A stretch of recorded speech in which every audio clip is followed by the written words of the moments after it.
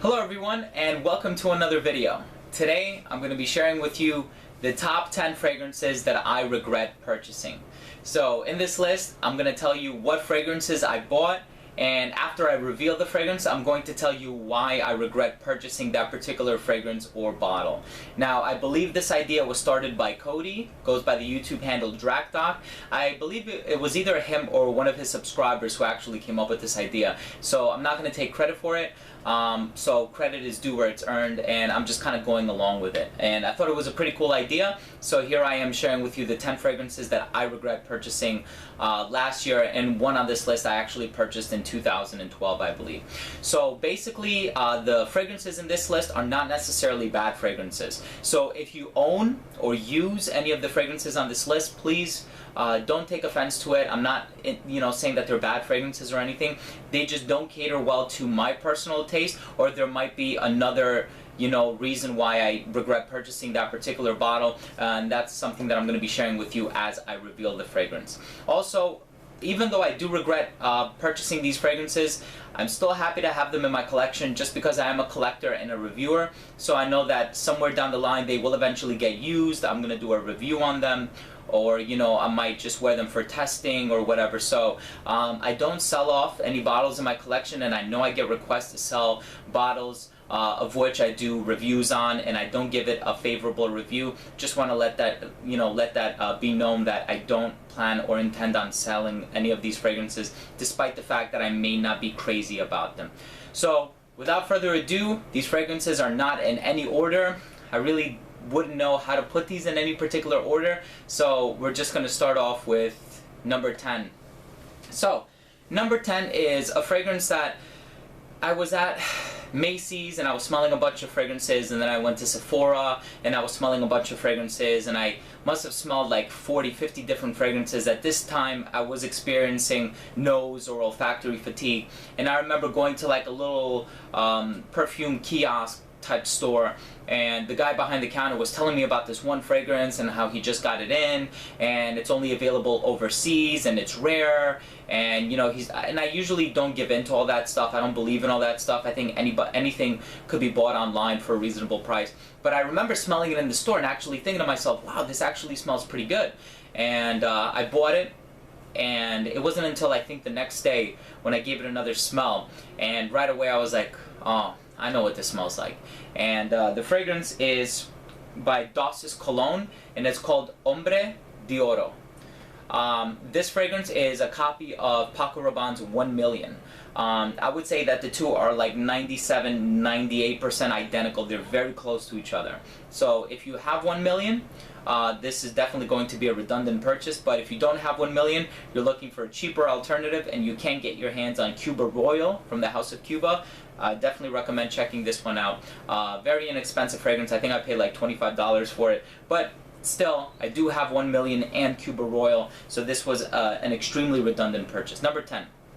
Number 9 is a fragrance that I was hearing a lot of talk about online. People, and I know Dan, my Miggers, absolutely hates this one, and everybody knows what I'm talking about at this point. It's Grey Flannel by Geoffrey Beene, and I had never smelled it. And I remember thinking to myself, I think it's worth getting my hands on it. So I was at TJ Maxx one day, and I saw it in the bargain bin, and I was like, wow, this is really cheap. I think it was like under $10. And I said, well, even if I don't like it, I'm still a collector, and I'll be able to do a review on it. So I ended up purchasing it. I get in the car, I open it, and I'm like, I'm really excited to try this out. And I remember just putting it on my skin and thinking to myself, wow, this doesn't even smell that bad.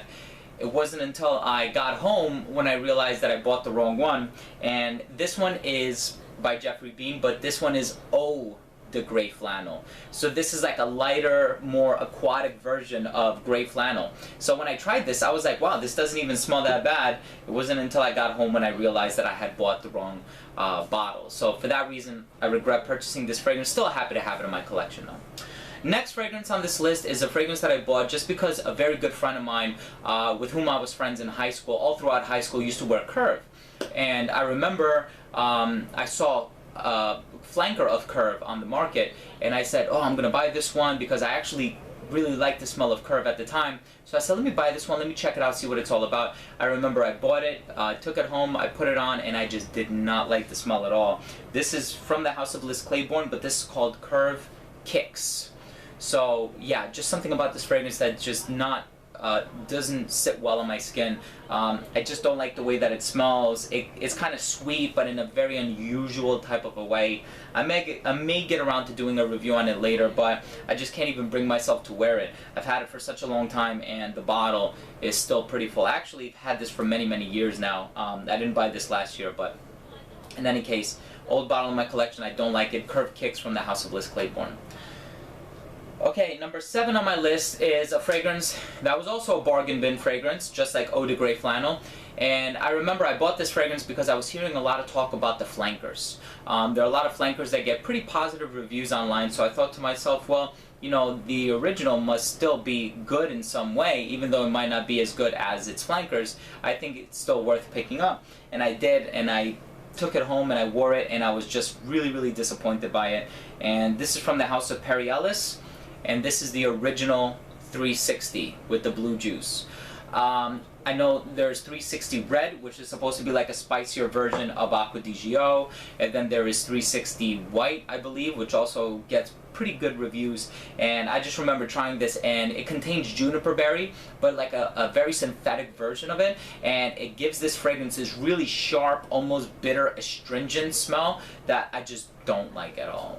I actually dislike this fragrance more than I dislike this fragrance, not to mention that I feel as though this one has somewhat of like a dated quality to it. So for that reason, I do regret purchasing it. So number 10, 9, 8, 7 on my list, the original 360 by Perry Ellis. Alright, and number 6 on my list is a fragrance that I had purchased a few months ago. I remember I was making a purchase online and on FragranceNet, and I think you had to buy like $60 or $70 worth of things in order to qualify for free shipping. And I was like, what else can I buy? And I remember looking at the clearance items, and I came across this bottle, and I said, wow, the bottle looks kind of cool. Let me just blind buy it and see if it's worth it. And I remember just smelling it, and I did not like it. Also has a dated smell to it. This is I don't even know the name. I guess Pinot Sylvester Original. Pinot Sylvester for men, Pinot Sylvester Original. So I bought this fragrance, did not like it at all. I know the bottle is pretty empty. That's because I gave it to my grandfather, and then when he was done with it, he wanted to throw it away. I said, let me just keep it, because I actually did wear it a few times, so I could still review it, but I just don't like the way that it smells. I was expecting it to be a more like green foresty smell, which could come across smelling dated, but this one came across as more of like a leathery smell. It's not that bad, but I just regretted buying it just because I bought it just to get the free shipping. So anyway, that's number 6 on my list, Pinot Sylvester for men. Number 5 on my list is a fragrance that I actually had pretty high hopes for. I'm actually wearing it now. And I bought this fragrance because of the note breakdown. The most concentrated notes in this fragrance are all gourmand notes. So I was like, wow, this is going to be a really sweet smelling fragrance, and I'm going to like it, and I have a sweet tooth for fragrances like that. And then I remember buying it home and just thinking to myself, wow, the note breakdown is so deceptive, because this also has this apparent green quality to it, and it comes across smelling a little dated and mature. So this is Passion for Men by Elizabeth Taylor. I always get Elizabeth Arden, Elizabeth Taylor confused. Passion for Men by Elizabeth Taylor. Yeah, this has a very old, mature vibe. It's not necessarily the gourmand that I was expecting it to be, so I think that the note breakdown is a little bit deceptive. It does have somewhat of a mature feel. I don't know if it's oak moss or pine or fir, but there's something in the back there that gives it this, you know, undeniably green quality. So that's number 5 on my list, Passion for Men. Number 4 on my list is a fragrance that my mother actually purchased for me. She was making a few purchases online, and she buys a lot of things on QVC, and I know that they were advertising this brand, and my mother wanted to buy a fragrance for her father, my grandfather, and she's like, since I'm buying him one, do you want me to buy you one? And you know, I can't say no to a free bottle, so I was like, yeah, sure. And then I just remember, you know, getting it and smelling it for the first time and just not liking the way that it smelled at all. Again, not saying it's a bad fragrance, I just don't like the way it smells. This one is from the house of Marilyn Miglin, and it's called M. Again, the performance on this fragrance is actually amazing, but I just don't like the smell. It's a very mature, dated, classic smell, a lot of green qualities. Like I said, it bears resemblance to a lot of like those 80s power hitter, old school type fragrances. It's just really not my style.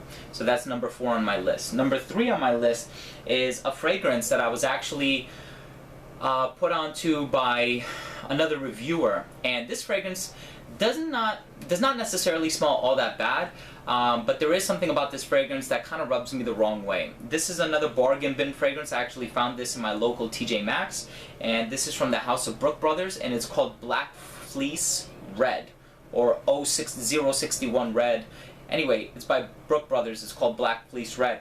And a number of reasons why I regret purchasing this bottle. First off, it doesn't have an atomizer, so if I want to wear it, I have to use it as a splash, and that's never a clean way to apply fragrances. I hate getting it all over my hands, and the application is just not that good.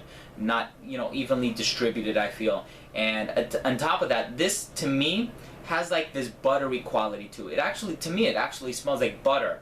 And for that reason, when I'm wearing it, it feels as though there's like oil on my skin. It's a very weird, you know, feeling to describe about this fragrance, but I don't like the bottle, I don't like the application, and I'm not crazy about the smell either.